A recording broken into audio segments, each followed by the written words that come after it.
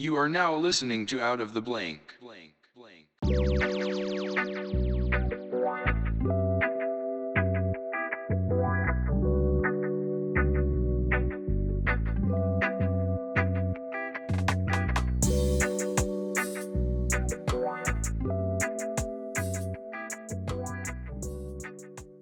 Welcome to another episode of Out of the Blank podcast. I'm here with Blake Schwab. How's it going, guys? Blake, tell me a little bit about yourself and what do you do professionally?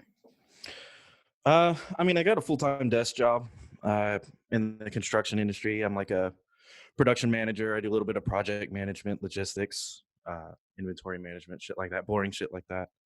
But I think the reason I'm here is because I also started a podcast almost a year ago now, and it's called Whiskey and Whiskers, and we kind of pride ourselves on like keeping it real and sitting around the garage and we do whiskey reviews and talk about, movies and music and UFC and comedy and just whatever we feel like, really. Basically, all the common topics that are going to get any type of viewers, or basically whatever anybody talks about when they get drunk. Yeah. Well, that's the idea is, I don't know. We sat around. I like to host, right? I have people over at my house a lot, and I've got a big group of friends. I have a weird family, so my friends are kind of my family. See, that's a good point because what I usually started noticing with a lot of people that do podcasts with their friends, when you see them try and create content, it's because of the way we're going as the world, I would say. We're being, as much as we're connected through Snapchat, social media, all these other things, we're pretty disconnected as people. Like, how many times you get to see your friends on a daily basis, or when you're making plans, you hear somebody bail out because, hey, we're going to the bar tonight. It's like, oh, but I just got home and I wanted to just put on my sweatpants, and now the sweatpants are already on and I don't want to go. But I started finding out that a lot of people that are doing these podcasts, much like yours, it's literally them getting together with their friends, like, let's create something, kind of forcing themselves to get together. And then once they end up creating an episode, they were wondering why they were forcing themselves in the first place because they were having so much fun from it. Yeah, ours happened pretty organically. We got together every week anyway, and we were sitting around, and I feel like my friend group was like, we'd have people from the outside that came in and would hang out with us, and they'd be like, oh man, y'all should start a podcast. And we talked about it for a while, and I think the reason it works is because we are close. It's because we do have this dynamic, and we can feed off of each other, and we know when their speech patterns break, so we can jump in, so the content stays hot and fresh. But I think the reason it works is because people are looking for that, and we try to keep our podcast accessible. That's the biggest part of the brand that I've been trying to create is I don't want something pretentious. I don't want something exclusive. I want something that's approachable, something that's easy to walk up to and sit down. Like, I want people to feel like they're in the garage with us. I want them to feel like we're their friends and we're hanging out. See, what I really like about it, though, is the same thing I get when I do a podcast in person. I did a New Year's Eve podcast. It's my birthday. So me and my buddy got hammered on the podcast and we're smoking on the podcast. It's a good time, isn't it? That's the fun, because it's when you do like a drinking podcast, or you include anything with booze or anything like that, or just smoking weed or something, it becomes something where you end up saying so much shit. You're like, why didn't we have that recorded? Like, I don't even remember what we said. And then you listen back to it and you're talking about aliens coming from the sixth dimension going up someone's asshole. You're like, oh my God. So we do a main show every week that's an hour long, and then we do a shorter, like we call it a midweek. And the midweek is it varies, right? It can go. We have one called Nerding Out where we talk about sci-fi, or we talk about video games or whatever. But we have one called After Hours, and all it is like we'll get through doing the show for an hour, taking shot. We usually end up taking between 5 and 6 shots per show. But then when we get done, we'll stop the broadcast and then we'll hit record again just to let it go. And we kind of sit around and bullshit. And that After Hours sometimes is so good that we air it as a midweek, which is like a 15-minute episode, just kind of as a bonus each week. Well, I mean, how many times do you get a conversation with your friends or something where you guys are getting hammered, or it's 2 o'clock in the morning and it's a bonfire or something? I mean, some of the best conversations I've ever had have been at 2 o'clock in the morning by an open fire, and you don't Oh know yeah. exactly what was said, but it solidifies your friendship. Um, Yep. Yep. those are some of the key moments too, and you're kind of capturing it in a little bit of a podcast too. Like mine's just natural conversation with people, so I have no idea where it's going to go. I have no idea if someone wants to bring up politics. I'm basically jumping full into the deep end, but Yeah. Yeah. You're it's kind of going at it blind. I mean, it has its goods and its bads, but I tend to trust and put a lot of reliance into people to be like, hey, how hard is it just to have a natural conversation or be able to shoot the shit with your friends? Because when you get done probably recording a podcast, you probably feel pretty, I mean, pretty buzzed, but pretty good though. Yeah. Oh You yeah. know, you had a good conversation with your friends. You guys are still shooting the shit afterwards, and obviously And the first couple minutes is kind of you guys slashing at each other, but then once you get down to the actual discussion, you guys have some pretty nice points. oh, we rip on each other for sure. And I think the reason I was intrigued by this podcast, um, it's an opportunity for me to I I don't want to say play myself because I do play myself on the show. It's not an act; it's just embellished. You know, it's comedy. It's a caricature of myself. You know, like you Yeah, can look at a caricature that you get of yourself at SeaWorld and be like, yeah, that's me. But gives me an opportunity to like be serious or talk about, I don't have to make a dick joke every 10 minutes. Like, yeah. See, that's what gets difficult because like doing this, I've come across so many people that are like, "Why do I got to do this? Why I got to do that?" I have so many podcasts. I think like maybe 5 or 6 out of like the 300 and something I've recorded, and it's like they don't want them posted because they use their real name, and I'm like, I'm not trying to find you and kill you. I'm not trying to put you on blast anywhere. I'm just trying to have a conversation with somebody because if you come onto my podcast, which has happened, and your name is Unicorn Fart 3 and you're not going to give me your real name or anything, you're going to start saying some shit that you know is going to get people riled up. And then next thing you know, it turns into this whole like, all right, now we're just all joking around. This isn't even serious anymore. It's not your actual thoughts. yeah. And that the way you've got this set up is unique, at least from my perspective, because what we're doing is comedy. Obviously we do talk about opinions and we do talk about some serious stuff sometimes, but for the majority it's comedy. And a lot of times since I kind of I started the podcast amongst my friends. I was the one that was sitting around and was like, you know what, I'm buying a microphone, like fuck it, and it's gonna get here and we're gonna put something down. What'd you So start with? I'm sorry. What'd you start with? I got a Yeti Blue. Oh, right on. I got a Zoom when I first did it. I had that little thing. And you start to notice too when you have a microphone on a table when everybody's hitting the table and shit. Oh It's like, yeah. yeah, you start to get real wary of that. So a lot of times I feel obligated to like channel the episode. I feel like I'm almost like um, watching over it and protecting it. I'm trying to make sure that it doesn't get so serious that it turns people off or gets people, upset, or so ridiculous that it's offensive. So Yeah, I've had a couple podcasts where someone said something and then I'm like, "Oh, I can't play that." Like that's a word that people don't use like yeah. at least people of our ethnicity use. Uh-huh. And that's just cuz when I first started it was in person and I was talking to some older people that, they don't know the hip slang or what's being able to say now if it's person of color or anything like that. I'm like, "Look, we're all just people." I mean, it comes into a pain in the ass, especially when you're editing a podcast. It's like shit, but when you're I'm doing sure a there's something to note there about censorship, some lesson to be learned, but in reality, like, dude, this is society. Like, better than to say it, don't say it. Yeah, and it's funny because like that's what a lot of people get enraged about coming onto my podcast or something. And the fact is, you have to use your real name because they still want to be heard, but they want to say a bunch of shit that's going to be like they have no repercussion to it. I'm like, you wouldn't say that to a person on the Right. side of the street, then why would you say that on like online or something? But there's just no connection. Yep, for sure. So, where are you from? How long have you been doing this? I've been doing it this is about a year and a half now. Oh, cool. It kind of started a little, I've kind of always brought it up, but like mostly my buddy called me on top of his roof that was suffering from severe depression. He was hammered and, we got into a really deep talk. That's why I'm not a big fan of alcohol. I don't drink, but I see where it's a benefit for some people because I know so many people with social anxiety, so many people that come from, just, I mean, I live in Ocean City, Maryland, so this is a beach town. And during the summers when we're booming, there's shit to do. But during winter, there is nothing. People are getting depressed all the time. It's just the only thing to do is go down to a bar. So it's like it's an event, and that's when I started kind of getting into the mindset, like all I do, work out, school, work. And it's like, let's start a podcast. My buddy called me, we had a good talk. I want that connection again. I want to have people over, and I started doing it. So you started a podcast to connect with people, and obviously you picked a model that kind of facilitates that. Yeah, I guess so.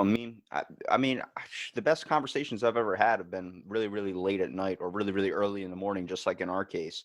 So it's Yeah. like, why not try and recreate that, or just have a conversation with someone and see where it goes? I found out things about people I would have never ever thought.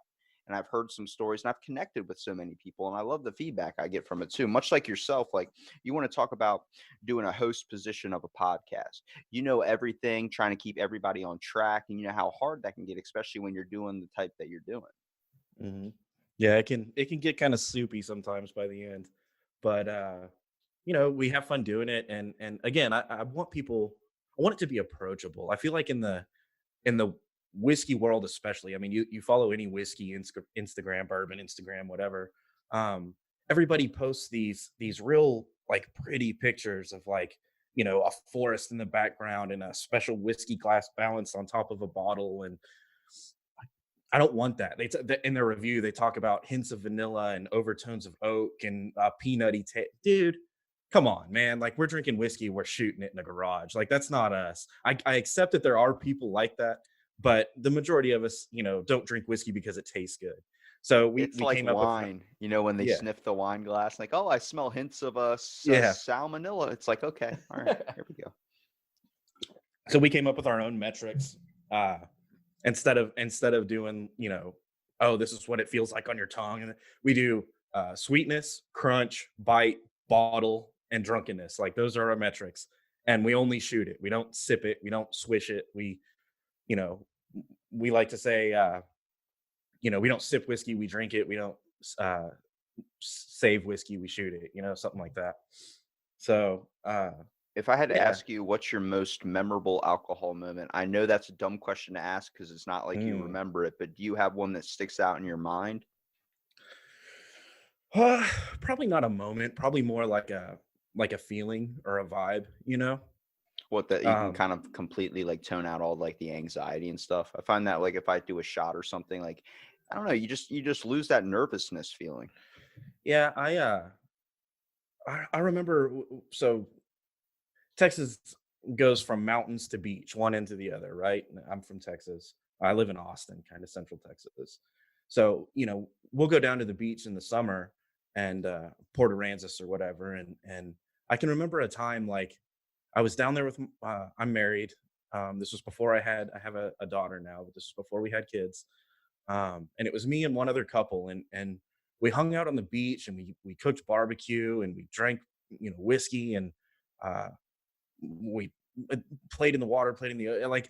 It wasn't even, there's not even really a story there to tell. It was just like days and days of just being happy, and no one to report to, and nothing to nowhere to be except where you wanted to be. Yeah, living in the moment. Right. So that's probably my favorite, I think. My most memorable one is the guy I first started the podcast kind of with, on at least my first episode, where we just talked about different places like taking shits and stuff.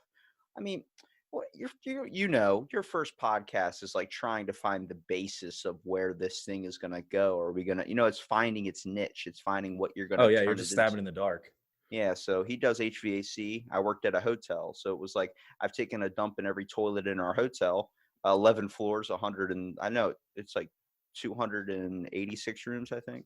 Yeah. Yeah, it took a while, but I did it. And he works HVAC, so he's always talking about like, dude, I don't know how many times like I shit in somebody's house, and then I've been caught like walking out of the bathroom spraying Febreze, and they're walking right in the door. I'm like, damn, that sucks. That's So funny.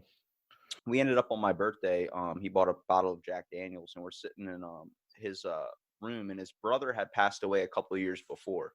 So we're sitting in his brother's room that he turned into like a studio now. So it was kind of, there's still tension a little bit there, obviously. And during the podcast, we're just drinking Jack Daniels. And that's the first time I've ever seen my friend open up in a way that I've never seen before. Like, he's a very silent guy, and he knows I really hate repeating myself, but he makes me do it all the time. He's that one friend that's like, you hate what he does, but you love him. Yep. And Yep. he opened up to me, and he was like, I might have lost a brother, but I picked one up when you became my friend. And it hit me because we've been friends prior before that, but that really fucking, it sunk in me deep, man. I mean, there was emotions on that, but Doesn't it feel like there's kind of layers to friendship? Like there's general like acquaintances and people that you know, but you wouldn't hang out with, and then at some point it crosses over into like, oh, that's not just a work acquaintance or somebody that I met, at the bar. Like now you hang out with them on the side, and you're like, that's a cool person, yeah. and then it there's a evolves into and then it can evolve even again into like not just a friend but a family. you can just walk right in the door without even asking, like, hey, like, just Yeah. like, I mean, I walk up to his house, don't even ask him he's there. He's giving me his passcode to his house because he's full technology. I'm more like, I like to turn my light switch on, and Uh-huh. he's like all Alexa'd out and everything. He's got a wire bar that goes around his house, so when you walk up to the door, Alexa greets you. And so I know the passcode to his house. I mean, I just walk in half the time. He's a late sleeper, so I'll walk in at like 7, 8 a.m. or something, just sit right on his bed, and he'd like wake up and be like, "Oh, what's up?" And he'd go right back to bed. Yeah. Yeah, I'm being drugged kicking and screaming into this century technology. I didn't even have a Facebook until I started this podcast, and I still don't have a personal Facebook. It's just for the show. But yeah, I'm learning. I'm learning how to use Instagram, and I'm learning how to. It's weird, but it's the industry that I want to get into. Yeah, I mean, it's fun too when you start doing it a little bit more. I mean, you got a good thing. See, what the best part about like doing a podcast like yours is not only just the camaraderie aspect, but the amount of attention you're going to get right off the bat. Mostly because it's a lot of things that people search up. Like, I don't know if you've ever heard of food reviewing. Yeah. Okay, those people that can just start a food reviewing account, I could start one right now called Snacks in America or something, and then just start posting pictures off the internet. I would get thousands and thousands of followers just by doing that because only people want to see the food. That's everybody just wants to see that guilty pleasure. Yeah, I should have tried food instead of whiskey then. uh, I don't know. I feel like we're trying to hit a niche market for sure, but I don't know. More than that, we're not trying to do anything. Realistically, what we're trying to do is hang out in the garage. Realistically, we're just recording our conversations. Uh, Just we having we were fun. going to That's get the point. together anyway and hang out. So that's all. I'm just trying to make it accessible. That's what I'm doing. Yeah, you're opening up more people to your conversation, which lets them into your friendship where they can actually feel comfortable in being part of it. Like when you listen to an episode, it's like you're actually there in the room, Right. hearing all the lighters click off, hearing. That I love that you mentioned that because we talked about that early on. The hearing the beer can or hearing the lighter, like I want all that in here. I want the ambient noise, and I want it to sound like you're in a garage, like you're sitting right here with me, like you're It hanging out brings around our table. realness to it, dude. I Hmm. tell people like I do podcasts and you'll hear during the middle of it, someone's kid will walk in, someone's dog will bark, and I'm like, they're like, no, get out of here, yelling at them. I'm like, bring them on the podcast, tell them to say hi. And they're like, are you gonna edit this out? I'm like, no, I'm not editing it out. Like this is, I'll only edit if someone really has a bad social anxiety or someone has something where they're not answering, like, they're not having a conversation, they're more like stuttering or they're doing something because Yeah, they get stuck. I don't want anybody to look bad. I'm here just to make sure that everyone, we're just having a conversation. I've spent 3 hours editing a podcast, which probably one of the episodes you've listened to. And a lot of them get cut down, but I want to make sure the person listens to it and they're like, I fucking loved it. I'm like, there you go. That's cool. Yeah. We've had a few different guests on the show, and not even just guests, but all each of us. There's four of us that do the show every week. My brother and I kind of pioneered the show and forced it to happen, and then we got two other real close friends that wanted to be a part of it, and have been integral in its making. But even us have moments where we're like, oh, am I sure? Like, do I really want? I kind of made myself look like an idiot there, and that's what it's about. Like, if you're hanging out with your friends, sometimes you're going to be the ass of the joke. Plus, it's hard when you're recording because, like, at the beginning, you're like, "Oh, well, we're recording, we're live," you know, like that whole type thing. And then once you start getting like kind of either a little bit buzzed or something, that recording thing goes away. Or if you get deep into a Yep. That conversation, filter, yeah. it's like, "Oh shit!" And then you just start saying stuff, and you realize, "Oh, like I don't even remember half the time." When I was doing these in person, we did like a Revenge of the Geeks episode, which is just a bunch of my friends that are into like anime and Comic Con and stuff. And I'm a fitness Uh-huh. freak, so I'm out of that world. And they came over and they like we're talking for like a good 20 minutes, and then because I send them I'll send them a picture of like my shit at 2 o'clock in the morning on Snapchat, just to goof off. I know I'm an idiot. And Hmm. during the podcast, everyone just like breaks down. It turns into an intervention. They're like, "Look, we got to talk to you about this. Like, this is pissing us off that it's coming at 2 o'clock in the morning." I'm like, I just want you to know I'm okay and I'm going regularly. Yeah. Well, if I had to ask you, what is your worst alcohol experience? What would it be? Like Oh one God. bad one that was like, I don't want to ever do this again. There's no Denny's open. There's nothing. Um, Man, I don't know. I'm pretty good. I'm pretty good about handling it. I don't. I mean, I can say something that I did, regret or whatever, of course, like anyone else. But um,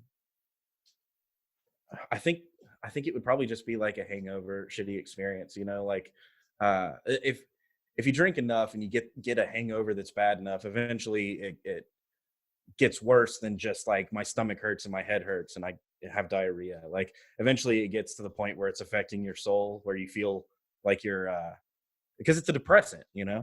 So I call that putting it in a critical state. It's like when you're so sick that even the people that you hate that are around you, you're just like, I can't argue right now. I just need help. yeah, and then you get indecisive and you get anxiety, and you don't have, like, you feel like you need to be somewhere but you don't. You feel like you need to do something but you can't. And My uh worst experience, I would have to say, and this is the reason why I can't have cinnamon, and I can never look at basically the movie Fallen Kingdom with Jackie Chan and Jet Li.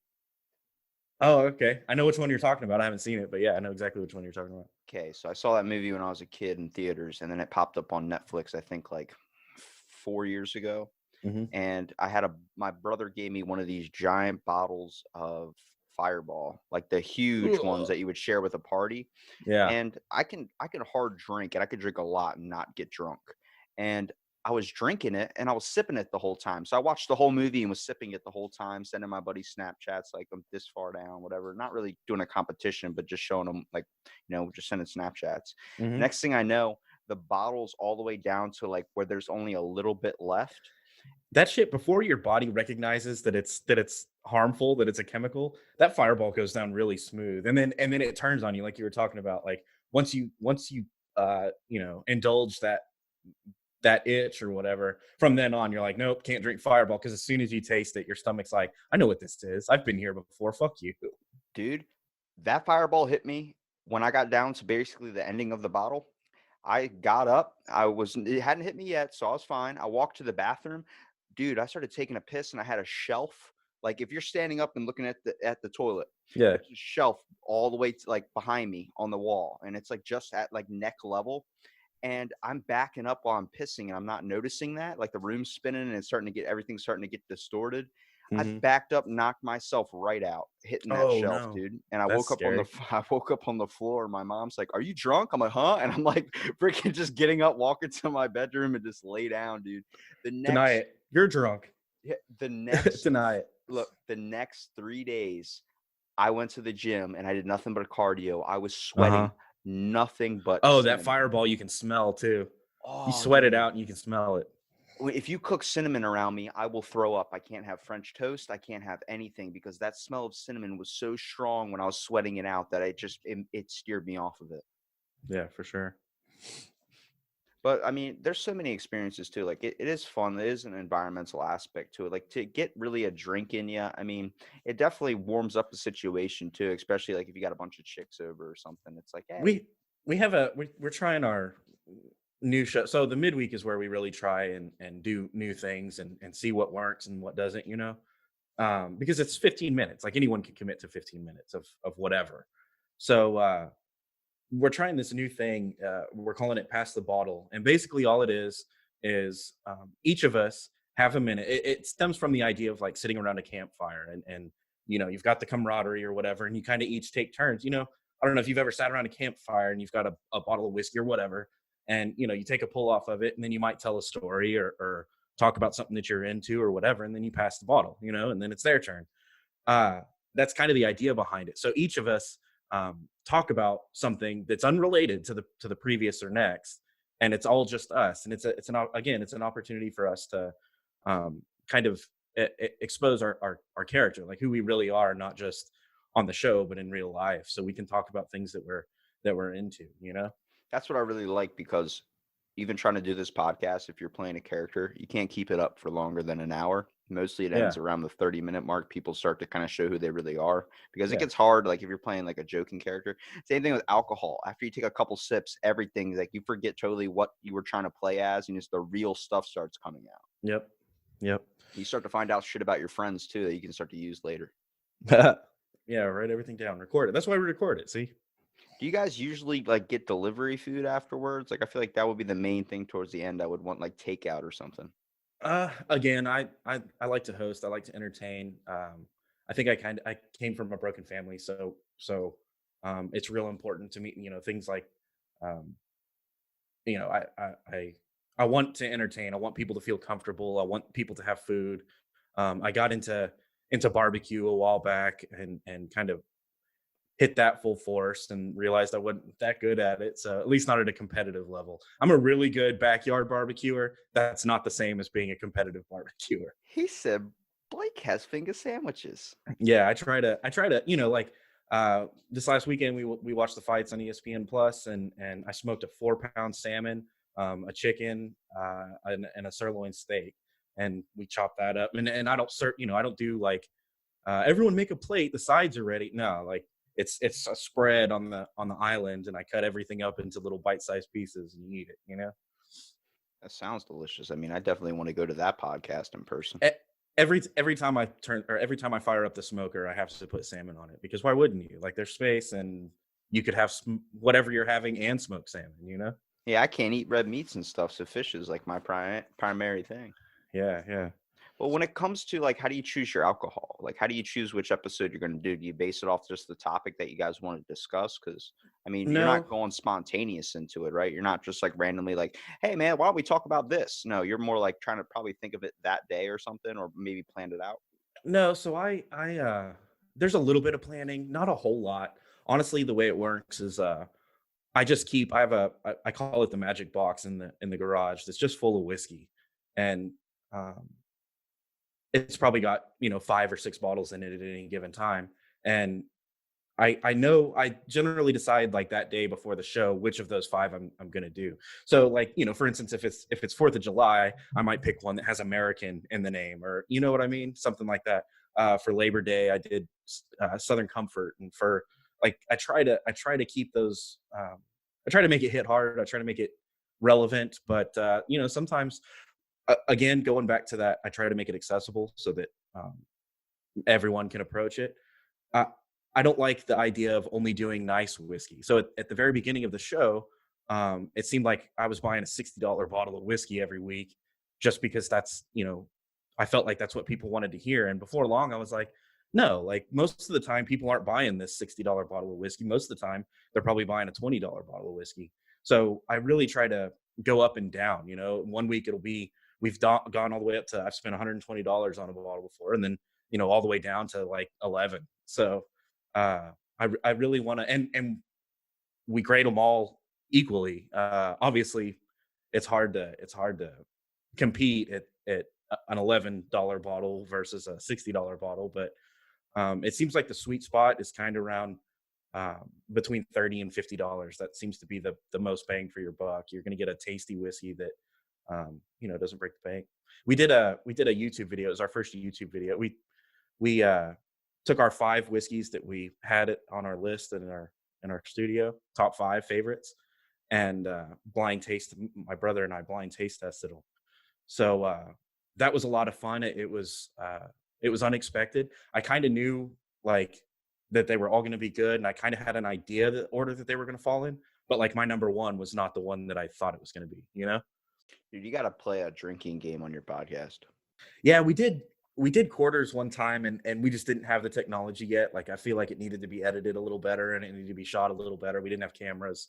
So we're gonna do another one and I mean, pick a film, and every time somebody says something, you take a shot. I we used did to that do with Django, and that I was fucked up in whew, 10 minutes. I yeah, that was, would be something good for like a live stream, I think. That's a good idea. oh man, that's even worse because then you're trying to know that you're on camera, but you're getting so messed up, you're just thinking about not shitting yourself. Well, fortunately, there's four of us, three of us that are comfortable of being on camera. So maybe we could tag in and out like wrestlers or something. Yeah, Uh when I did that with Django, I was out at 10 minutes in. We were like, this is a bad idea. We should have picked a different word. yeah, we used to play a game. The main title or the theme song for Lilo and Stitch with the Hawaiian guy yelling in the background. "Hua, hoka," that guy. Yeah. I mean, I don't know if you've seen Lilo and Stitch, but yeah. So I think it's 11 or 13. That guy yells in the background like 11 or 13 times through the course of the song, and it's because it's music, so it's got a cadence. So it's spaced at just the right moment where like you take the shot and you have enough time to like exhale, inhale, and then you have to take another shot. And then it gives you a little break and you're like, holy shit, this is crazy. And then the music picks up again and you have to like start going faster. And That, remi- it's a lot of fun. that reminds me of that Family Guy episode where everyone's sitting there in the bar at the, I guess, what's it called? The Drunken Clam or the Drunken Oyster or something. Yeah. And Peter's like staring at they're watching like a news report because there's no sports on or something. He's like, let's drink until she's hot. And the next thing you know, like they're all like just plastered after like 10 minutes. Yeah. I Yeah. always Again, thought it can if get soupy. if you try to do a drinking game podcast with a Joe Rogan podcast and just be like, while you're listening to Joe Rogan, every time he mentions DMT or something about chimpanzees, see how fucked up you would get. Yeah. I Uh, estimate like probably 20 minutes. yeah. I can drink a lot of whiskey, but I don't know if I can drink that much. How did you branch off to decide to do podcasting though? Like turn it into something, even though people suggesting it. Did you listen to a lot of podcasts yourself? Not a lot. I mean, I have a couple. But yeah, I don't know, man. I think it was just the format that appealed to me. I so I live in Austin, and one time I was downtown. Um, I just gotten off a boat off of Lake Austin, and I'm walking to my car through the parking lot, and I'm in downtown Austin, and there was this big sticker, like a 2-foot sticker, and it said "Live a good story," and it had all these little stickers around it, but it was just like this giant sticker on the side of this breaker panel on the side of this building, and I snapped a picture of it on my phone. It was my background for years. Um, and I got to a point in life, I've kind of like stolen that and established like installed it as my own philosophy. Uh, I got to a point where I felt like things got really easy, like you go to work and you come home and you make dinner and you get up and you work out and go to work and you come home, and it got boring. I mean, it got good. It was good, but it wasn't interesting. And I really liked the idea of like starting something new, starting something different. And um, I really, honestly, I fed off the like people not taking me serious. Like we started a podcast, and you tell someone, "Hey, I started a podcast," and they're like, "Oh, cool," and they kind of, I mean, they don't do it really, but in your brain, they like roll their eyes and whatever. And you just tell yourself like, you'll see, like in 2 years I'm still going to be doing this and it's going to be bigger, and in 4 years it's going to be bigger than that, and then maybe in 5 years it'll pay the bills, or maybe it won't, but even if it doesn't, it's going to be an adventure. You hit on a couple of things that kind of really resonates with me there when you were talking about first of all, when you watch something grow, watching Hmm. something grow and turn it into something. I mean, I It's remember really appealing, isn't it? Like it's why people start their own businesses. We're it's living why in a people have kids, yeah, you know yeah. I also look at that like a selfish aspect too. Like if you're having a kid, it's a piece of you. That's why you love it so much too. Like you know yeah. what I mean? But when it comes to watching something grow, like people that treat their companies like a baby, they treat something, we're coming in a world now where being an entrepreneur is now being way more common than usual. We're living in a Hmm. system that breeds you to be a 9 to 5, live a factory worker lifestyle, but we're not in that mindset anymore. People are starting to do their own coffees, home brews, knife making, woodworking, Yep. fossil hunting. The list goes on and on and on of shit you would have never even thought of, because we're living in a more conscious world, a more sensitive world now, even though social media kind of plays a big part of making it desensitized. But we're only desensitized when it comes to human experience and emotion. It's even when it's difficult to really talk about, because a lot of people go like, what are you talking about? We're more connected than ever. But it's what I call false connectivity. I usually bring it up because when you were talking Be about careful, before, because that's what we're selling is a podcast, right? That's yeah, what we're well, selling. I love technology. I really do, but I would love to do this conversation more in person, but I just don't have obviously the resources to get to you. I don't have Yeah. the ability to get to you. But it's like you were saying, that work in that 9 to 5, work, school, workout, works, just the same routine over and over and over again. You feel good because you're making money, you're doing what you think you're supposed to be doing, but then a later down the road, you end up figuring out like, fuck, what do I have? Like, I'm not happy. I'm just doing the same shit all the time. And I feel like I'm just on autopilot. I mean, about 3 years after, or 3 or 4 years after I left high school, was when my buddy called me. And at that time, I was experiencing severe, like, you couldn't tell by talking to me, but I do suffer from severe depression. I'll be honest about it. And this has given me a form of therapy, but the gym has always been there. I've been going 7 years every day. It's an outlet. This is an emotional outlet, and the gym being a physical outlet, like you can express yourself, both physically and emotionally, and that's important. And I feel like that's what you lose in that grind. I don't want to make it sound like I don't love my job. I love my job. It's fulfilling, but I mean, if I'm not going forwards, I'm going backwards. Like I can't sit still in one spot, because I feel like I'm losing. I would rather take it off the rails. I call it the speed wobbles. Like, you get going so fast and so smooth that you just start getting the speed wobbles, like on a skateboard or something, and then you just bail. And the idea is to start something new, start something fresh before that happens. Well, you hear about so many people that like lose a job or they do something and then they write a motivational book on it and become a motivational speaker. I'm like, to really write something like that or to be able to speak something like that, you have to come from a place of hurt. You have to come from a background of hurt. I've seen addiction through my family. I've seen so many things go wrong where I have a different perspective on things. And when I like, if you look at doing the same routine over and over again, you can love your job, but you got to look deep down and see, is it something that's going to be for you? Like, is it going to be something that you want to do, like deep down personally? If you want to, like, for me, I was working with people at a hotel that were telling me, I've been here 40 years. I can't wait to retire and I can't do this. I'm like, I get why you're doing it, but did you ever want to do something else? Well, I really wanted to do this, but this just happened and I ended up falling into it. And after working there for a couple of years, I was like, oh fuck, like it's I can't let this soak me up, because I'll stay in it. I was staying in it for so long, and then I just took that leap and just left. And I'm out here trying to find what I want to do. And I think that is something you really have to put into realization, like, holy shit, I'm this age now. I need to start doing something that I would like to do, or see where I can take off. Maybe just throw all my money into something and hopefully it turns into something, and watching it grow.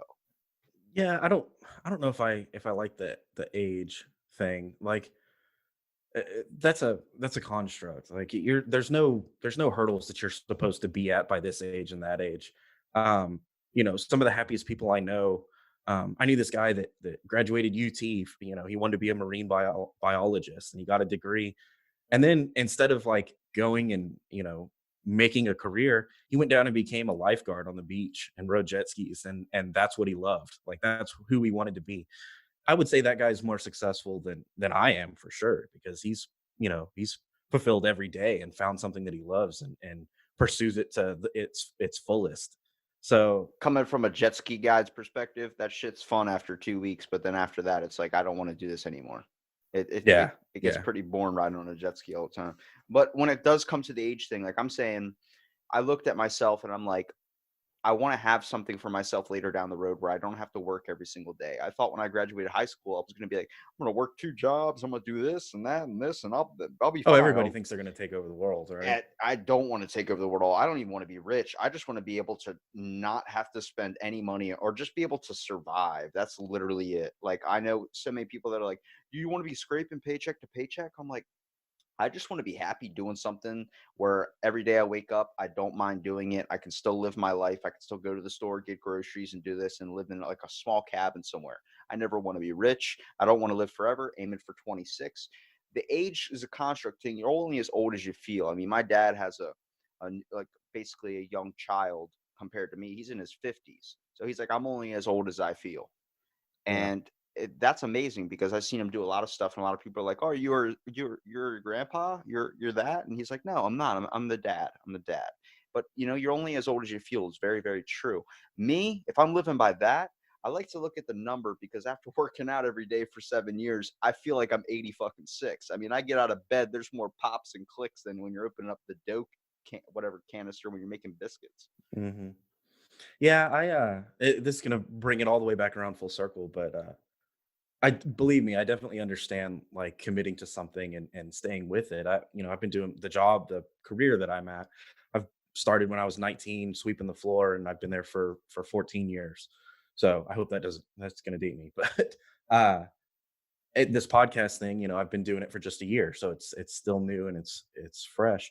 But more so than the money or the prestige or something, it's the story. Like I'm not going to take your cumulative wealth at the end of your life and go, okay, did he live a good life?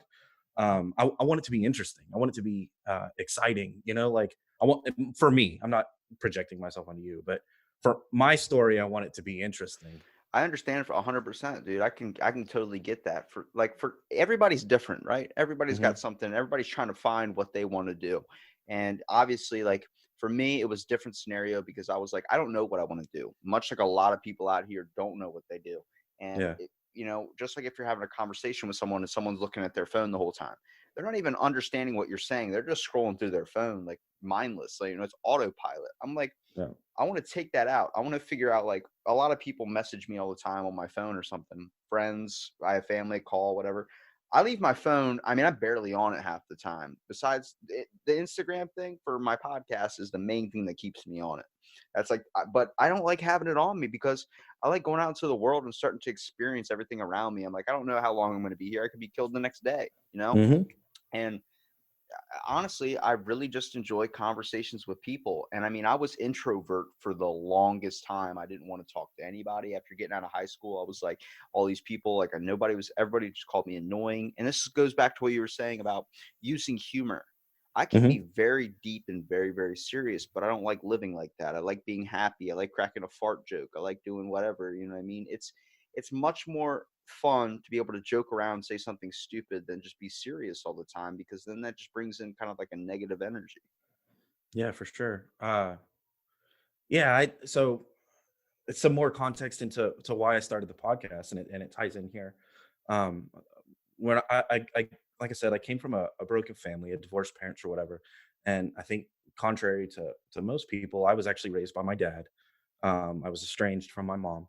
Uh, I had a super like I had the best dad that could ever be, and one dad and three boys, and then it so that's already, I mean, that's a pretty fairly common story. But then to make it even more interesting, I'm the oldest. My middle brother is handicapped, severely handicapped. He has cerebral palsy and epilepsy.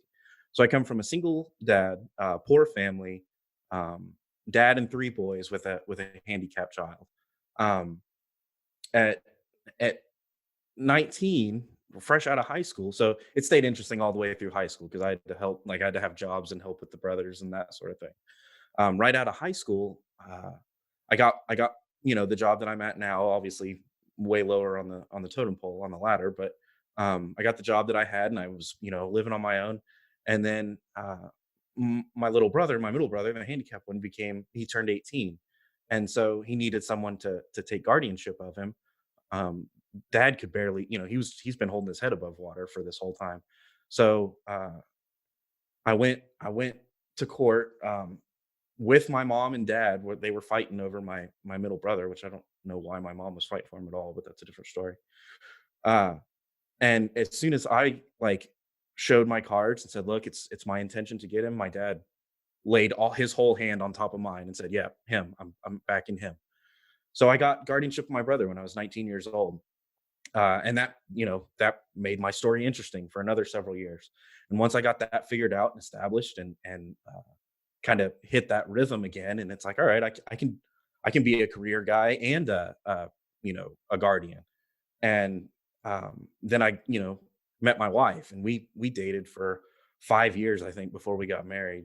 But eventually we got married, and it's like, boom, that's another thing, but that's pretty common. And uh, and then we encountered these fertility issues together, and she was just broken about it. But to me, I was like, babe, this is another opportunity to make our story interesting.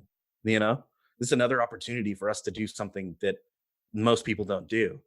And so, we did the whole adoption process. And um, I held my daughter the day she was born and every day thereafter. Um, but it makes for a good story, and it makes it interesting. And then, three years down the line, and you kind of get into a rhythm again, and you climb the ladder a little bit, you make a little more money, you buy a house, all that stuff is good, but not very interesting. And it's like, let's do something new. Let's start a podcast. Let's whatever, like whatever it is, let's not sit still. Let's keep going. Let's keep making it interesting. Well, see, what's really good about that is you want to talk about, a job doesn't mean anything. What makes a person interesting is not, a job. It's their thoughts, their experiences and stuff. You came from a rough kind of starting out, but I bet you wouldn't regret any of those moments. There Oh might have been. no, no. I tell this story. It's just a part of who I am. I can remember my youngest brother is different mom than me and my middle brother. So I can remember us all three getting together for the weekend, and dad would take us fishing. And as a child, you think it's dad, father, son bonding time, and it was for sure it was. But you go down and you fish and you catch two bass and a catfish or whatever. We live on Lake Travis, and then we go back up to the house, and on the way up, he stops at the clubhouse and gets a packet of crackers and some Welch's grape soda, and then you go back and he fries up the fish and the crackers or whatever, and you eat that and drink the soda, and then you go play again, and you don't even think about it. Now looking back, I mean, he was feeding us like we were eating, for free. So out of hit like out of necessity, he figured out a way not only to feed us but also to connect with his kids at the same time because he didn't have a lot of time. So, I've been a little bit more fortunate. I have the means to buy a house and to do these things, but I still try to keep that. Like if I'm going to be a parent, I try to be like my dad. Like that's a success story if I've ever heard one, and it's interesting. Since you shared that, I'm definitely going to share this. I mean, it's hard to be open like that, especially like if you're doing something that is recorded because you're like, oh, maybe I said too much or something. But a lot of people like I went to addiction counseling. I went to all these types of stuff because I wanted to help people that were struggling with addiction because there was alcohol addiction in my family. My dad Okay. suffered from it. Both my parents worked two jobs. So there's my dad was a DJ at night and a broadcaster in the morning. So he only got 3 hours at home. 3 hours, then right back out to work. And that 3 hours he slept. But he made sure that, my parents ended up separating, ended up living with my dad because I'm closer to him. And I mean, besides, like, I was so simple because I knew how hard he was working. I knew how hard he was struggling. I mean, I was playing video games and still kind of in school. So it was like, I didn't want to put too much pressure on him to make me a dinner, to make me a sub or something. And he would always be like, I'm cooking steak and rice. I'm cooking this. I'm cooking that. I'd be more than happy to cook something. I'm like, I'm fine with the chicken sandwich that's in the freezer from the dollar store. I'll be perfectly fine doing that. And because I watched it struggle, I watched him battle with the addiction and trying to overcome it too, and then now making changes to his new kid and everything. And it's amazing to see. But like you hear so many people that talk about like, oh, Wi-Fi's down. Oh, this is happening. Oh, my parents Oh forgot to God, pay the yeah. bill. And it's like you're just sitting there looking at them like, do you know what pain is? Like, do you know what that is? And they're talking about like it's the worst thing to ever happen in their life. Like, oh my God, I can't post on Instagram. I can't do this. Or, my mom, she yelled at me. We got into an argument and she's stupid. So I'm trying to move out. It's like, why though? Like you got to look at it you get a whole nother perspective change from it. And that's what's needed if you're going to be like a motivational speaker, if you're going to be anything like that, because you understand what it was like to go through the shit. You don't, you're not, you come from a different perspective. We talk about not regretting something. Like biggest example ever in history, Robin Williams. Hmm. Oh Nobody. man, I always say so. The three people that a celebrity passed away, we lost Kobe Bryant, one of the greatest for sure. But um, moving on from that because it's all over social media. We lost. of the famous people that have died, the three that hit me the hardest were Chris Cornell, Tom Petty, and Robin Williams. And I mean, I felt like when those people died, I felt like I knew them, like they were my friends that I lost. And it's crazy because a lot of people are like, I don't want to get it. He was so happy. I'm like, don't you understand the people that have the biggest smiles are probably the most damaged? Yeah, There's yeah, a you hear that a lot. Well, there's a reason behind it. Like all his jokes and stuff, he suffered from severe depression.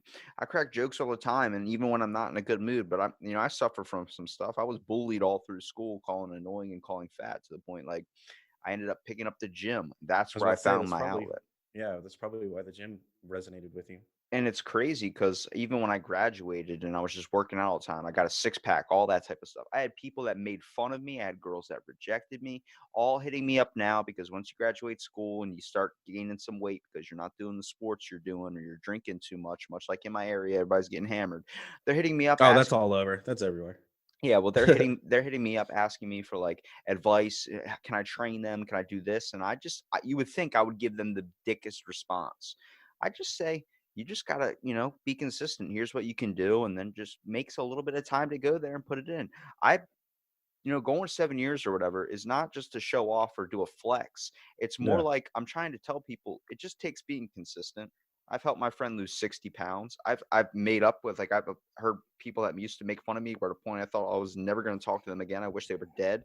And they come up to me and apologize for the way they treated me. And I'm like, hey man, it was a rough time in my life. My parents were separating at the time, and you made fun of me and literally relentlessly hurt me, but I'm not going to hold it against you. And I really appreciate Hey, it that. made you stronger, you know? Exactly. That's what I think a lot of people got to keep in mind is that you might regret it at that moment, but later down the road, you're going to look back on that pain and never regret it. I never regret those times I wanted to stay home and not go to school because I was getting so made fun of.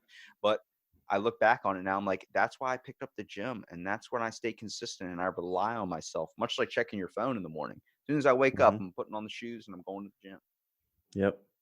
Yeah, it's so funny. You know what the secret is to losing weight and being in shape? You know the secret? Work out and eat right. It's like that's it. There's all these like health, diets that you can look up and crazy, you can only eat brown rice and it's like, dude, you can eat birthday cake. Like it doesn't matter, you Just, just have to eat less just and you don't eat need to fast exercise. food. Yeah, well, yeah. That's not even food though. That's like Play-Doh. That's what I'm Yeah, saying, it's dude. you can eat it, but it's not good. That's why everyone's looking at nutrition a little bit more because I feel like somebody was getting a McDonald's cheeseburger and they were eating it and they're like, and they look down on it and it's like that Mr. Meaty thing or whatever, where the thing was just Play-Doh or paste, and they're like, what is Uh-huh. this thing? It's oozing, and it's like it's not food, man. They're literally painting shit and giving it to you. Oh God. So my daughter eats very well. She's a vegetables girl. As crazy as that is, she loves vegetables, fresh vegetables, cherry tomatoes and broccoli and that's I love carrots, whatever. broccoli and everybody shits on it. I'm like, I it's pretty know. good. Yeah, people need to chill out on broccoli. But every once in a while, like I'm gonna do something special for her, right? And she wanted a cookie. And I was like, okay, where can we go for a cookie? And I'm thinking about the stuff that's around us, and I'm like, well, there's Subway, but that doesn't have I thought Chick-fil-A. It's got a Playscape, and they sell cookies, and I can get a grilled chicken or whatever. And they're not open on Sunday. Well, it was fucking Sunday, Oh and I was shit. like, shit. And the only thing like next door was a Burger King, and I was like, all right, I haven't tried Burger King in a while, dude. After not eating like fast food and then you just jump headfirst into Burger King, like it is a stomach ache shit storm. Like it's horrible. And even when you're eating it, you're like, it tastes good, but it doesn't quite taste like food. Like this is not what people are supposed to eat. I But had a she loved it. She got French fries and played on the Playscape. So net win, but See, I look at like where I used to eat fast food all the time when I was a kid, going on to make car trips where like your parents are just like, this will give him a shut up. He gets a toy and everything. And then they feed you Mhm. McDonald's. And the next thing you know, you just conk out. And I'm like, Oh yeah. That was the thing. I got home from Burger King and I'm supposed to be like playing with my daughter right now. And all I wanted to do was like sit in my recliner and fall asleep. And I drifted off for like 15 minutes, not even very long, but drifted off. And I woke up feeling worse than when I went to sleep. I'm like, dude, my stomach hurts, my head hurts. Like, this is like like a bad drug or something. It's Bill horrible. Burr has the best joke on it. He says they're slowly medicating you, and he goes, "They're basically since we're adults, the reason why we don't go usually to sleep while like we're driving or something after we get drive-through food and the kid conks out in the back is because Mhm. their little bodies can't handle it. They're getting Yeah. so much processed to where their body shuts down, and we're just used to a bigger doping." I'm like, that makes so much sense. Ugh. McDonald's is basically making. I mean, it's good when you're eating it, but then afterwards you feel like shit. I mean, I will say in that same vein though, I used a new wave and just cooked a bunch of chicken breasts, like a whole tray of chicken breasts with just some seasoning on it. And man, when you're sitting at microwave, like, then you freeze it or whatever and you take it out one day at a time. When you're sitting there looking at a plate of microwave chicken and like broccoli with no salt on it, you're like, dude, I could sure go for some French fries right now.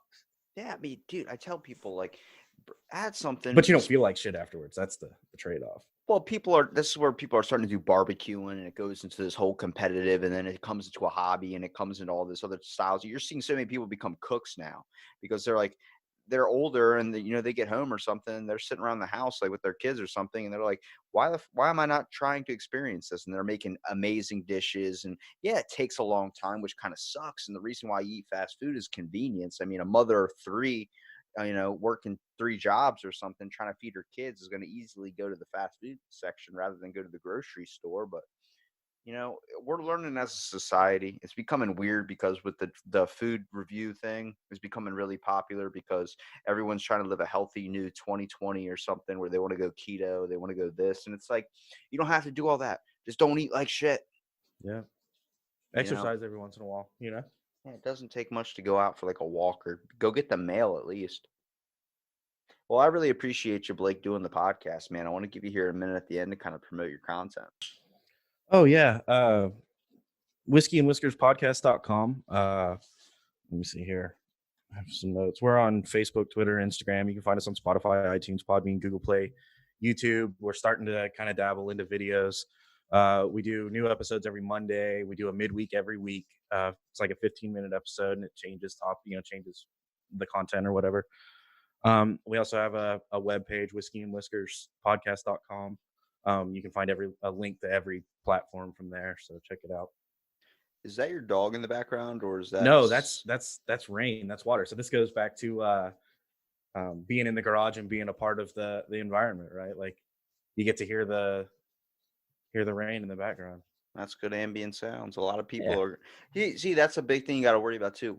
Audio quality. Keep yours in there. I like the real experience. That's why I asked you about what podcasts you listen to, because that's what usually when someone branches off and does their own, they kind of structure it like that one. I know so many people that start like an Audible podcast where they're doing stuff like in a world where there was and they just tell a story or they read a book or do a narration. Then you find the real ones that like to keep all the clicks, the coughs, the sneezes all in there.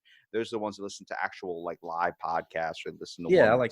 I like to keep it real. Like I said, I really am in my garage right now, so you can hear the rain falling right outside. I'm in a room sitting in an office chair with my arms crossed and my legs Indian style.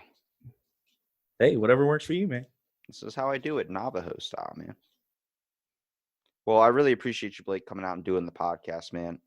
Thank you so much for doing it, and stay tuned for another episode of Out of the Blank podcast.